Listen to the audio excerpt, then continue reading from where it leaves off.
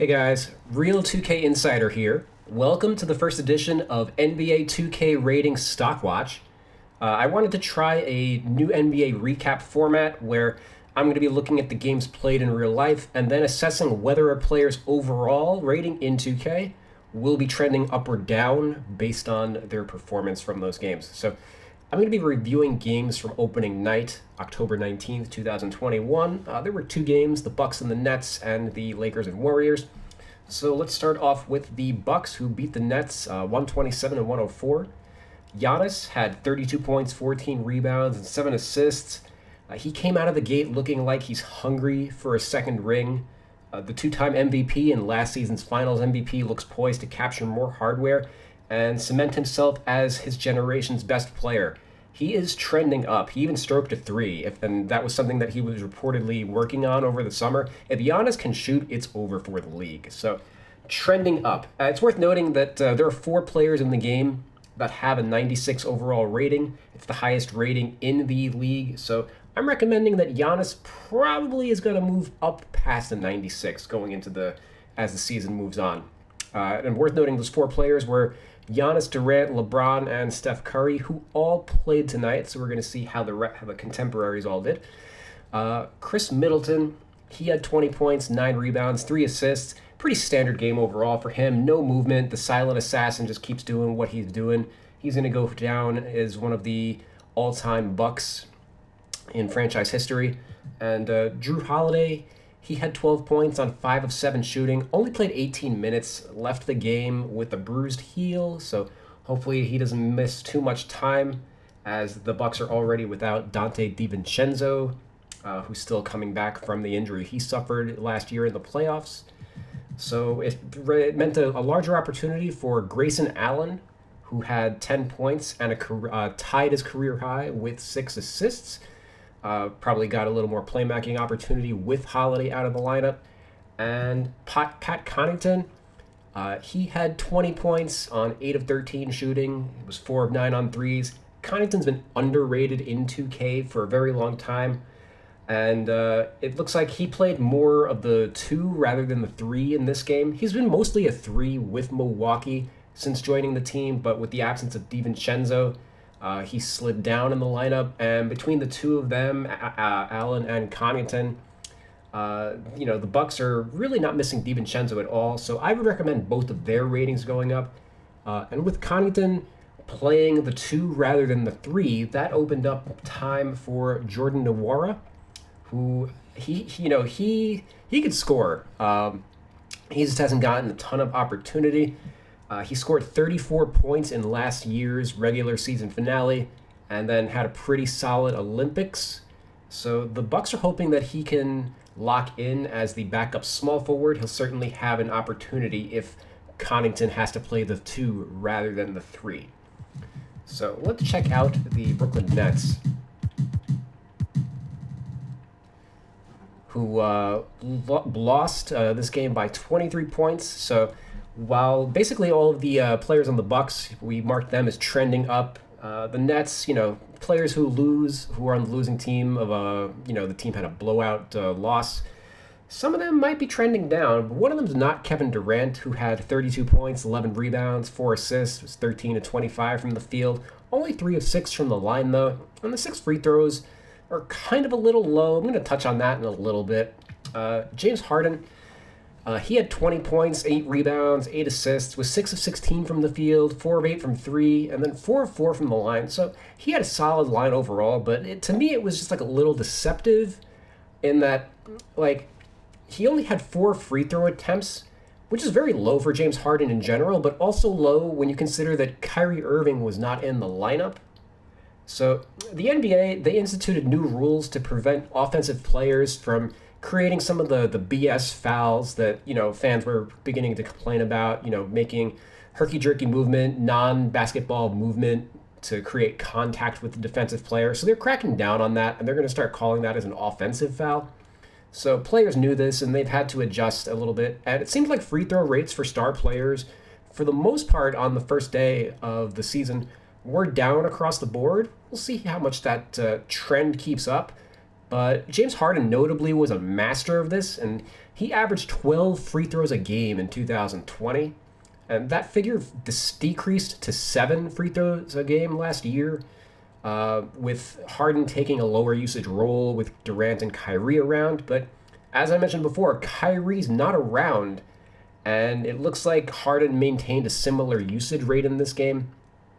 I would expect Durant took 25 shots and Harden took 16. You would hope that Harden's going to have to take a similar shot total to Durant if the Nets are going to be as dangerous offensively as they were anticipated to be. So that's something worth keeping an eye on. If Harden doesn't have the scoring volume that he typically does, I can't recommend him being a 94 overall, and thus I would consider him to be somebody who I would drop rating-wise if his play continues at this level.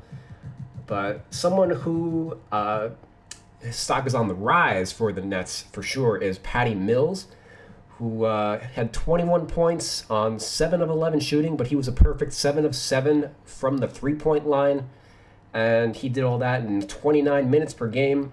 Of those 21 points, the Nets bench scored 25 points, so 21 of those were by Patty Mills. So the Nets' depth was something that was talked up coming into this year, but Mills was really the only one who showed up in this game.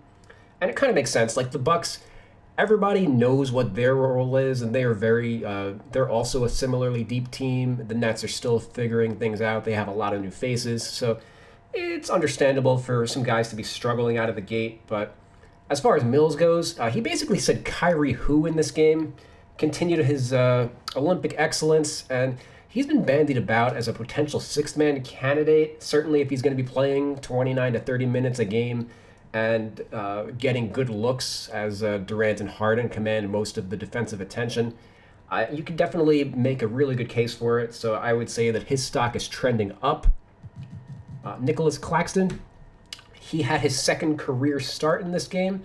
It was a shock to some people, but not to me, as I recently made I was editing the entire Nets team on a recent stream I did, and I speculated that LaMarcus Aldridge would come off the bench, as Claxton was the best defensive player, or the best defensive big that the Nets have on the roster, and they're going to need some kind of defense on a team that will not be lacking for offensive firepower. So he had his second career start, and he recorded 12 points and 7 rebounds, 6 of 9 from the field.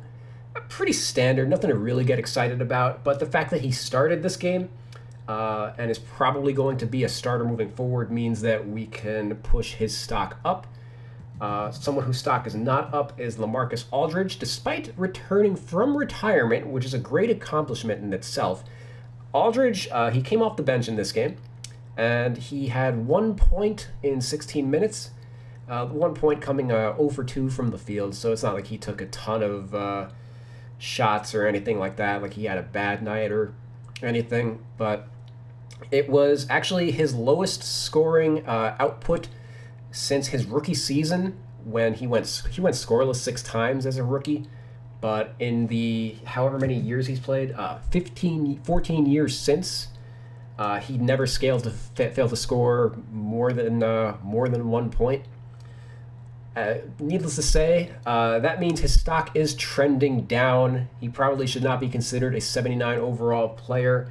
In a diminished role, he's probably going to be looking somewhere along like the 76 or even like 75 overall like tier player. When you look at some of the other backups, like all the Bucks backups were 73 overall, we saw, like Connaughton, etc. So those guys are, well, I'll just say that Aldridge, hopefully this is the low point of the season for him. It was great to see him back on the court, but it does not seem that he's going to be like a fifth star on this team or anything. He's just going to be happy to contribute. Worth noting, Paul Millsap, he only played 5 minutes in this game, didn't play in the second half as they went with James Johnson. He's another player that might be dropping a little bit just based on the role that he's going to play for the Nets. It seems like their whole rotation is going to be in flux. Bruce Brown wasn't even in the rotation at all in this game. They're still figuring things out. But let's go on to the other game, the Warriors versus the Lakers, which saw the Lakers hold on to beat the Lakers. The Warriors hold on to beat the Lakers 121-114. Steph Curry, he had 21 points, 10 rebounds, 10 assists. It was his first triple-double since 2016. He was 5 of 21 from the field, so definitely not his best shooting night. Though he did shoot 9 of 9 from the free throw line. Basically, he was the only one who could shoot a free throw this entire night. More on that in a second. Jordan Poole, he had 20 points on 8 of 18 shooting and 4 of 11 from 3. Oh, I'm sorry. Real quick, let's touch back on Curry, who again had his first triple double since 2016. That means he's trending up. Curry, the reason why he hasn't had a triple double in 5 years is because he's generally not a playmaker. So he's always been kind of coming off of screens and looking to operate more as a scorer, but he had the ball in his hands a ton in this game. And if he's going to be more active in setting his teammates up, that means that his stock is going to be on the rise. And he's going to be a potential MVP candidate. He came in third, I believe, last season. And if his production's even better than it was last year with the Warriors looking to make a push back towards the playoffs, you could argue that he might even be the favorite for MVP this year. But as I said with Jordan Poole, who had 20 points on 8 of 18 shooting, 4 of 11 on threes, he could very easily be one of the most underrated players in the game when it's all said and done. He carried over his preseason performance, where he's been called like the next Splash Brother, and he's actually going to be the centerpiece of a video coming out soon where I play ratings doctor with him. He's only got 4 badges here. Corner specialist, green machine, hot zone hunter, nothing with playmaking, nothing with finishing. And even he can pull up from deep. He's got deep range. Does a lot of scoring off the dribble. Doesn't have the difficult shots badge or anything like that. So there's a lot of work that could be done that could go into Jordan Poole. And like I said, be on the lookout for that video that I'm going to be dropping around the time I drop this one. His rating is his stock is high. It would not surprise me if he's like an 80, 82 in like 2 months or something. The way that before Klay Thompson comes back, we'll see if he comes off the bench when Klay Thompson comes back. Because Klay Thompson hasn't played in 2 years, so we'll see. Nemanja Bjelica, he probably feels like he hasn't played in 2 years, as he had kind of a lost season last year. But tonight with the Warriors, he had 15 points, 11 rebounds, and 4 assists. Played mostly backup center with this team. The Warriors don't really function with like a traditional big man. They struggled with James Wiseman last year occupying that role, but Bjelica looked tailor-made for the team offensively. And, last year he kind of groused with the Kings because they decided to play Marvin Bagley Jr. over him. And incidentally, the Kings now just announced that they are not going to be playing Marvin Bagley in their rotation at all. So funny how that turned out. And even after he joined Miami, he was kind of buried on the bench there, even though it would have seemed like he would have been a good fit there due to his shooting. So the Warriors picked him off the scrap heap for a minimum contract. Looks like a great signing, and his stock's on the rise. Somebody else they picked up from Miami is Andre Iguodala. He had 12 points on 4 of 7 shooting, and his Golden State return was matched up with LeBron James, which was kind of a throwback to the 2015 finals when Iggy was the finals MVP for the Golden State Warriors. And he looked comfortable in his old role. The Warriors didn't want to move him, but they had to do so for luxury tax financial considerations. So both sides are happy to be back. And as a result, because he looked comfortable in his role, I anticipate that his stock is going to be up. He's going to put up better numbers, etc. And the 73 is going to look pretty low when it's all said and done, especially relative to some of the other guys in this team, like Moses Moody, the rookie. Jonathan Kuminga at a 76. He's only 1 point above Chris Chioza, who's on a two-way deal. So Iggy's definitely a player that should be moving up. And finally, let's take a look at the Lakers, who had a phenomenal performance from LeBron James in this one. 34 points, 11 rebounds, and 5 assists. He's in year 19, which is ridiculous. He had 13 points, 23, not 13 points. He shot 13 of 23 from the field, was 5 of 11 from deep. He's going to need to shoot the ball well because the spacing on this team is going to be awful otherwise. And he was 3 for 6 from the free throw line. The Lakers as a team shot only 9 of 17. Anthony Davis, he had 33 points as well, 33, 11, and 2. 15 of 26 from the field, but only 2 of 7 from the free throw line. The Lakers, had they been able to hit their free throws, they lost this game by 7, so it would have been a different game. So I would hold steady on him. Certainly, the line for Davis was good.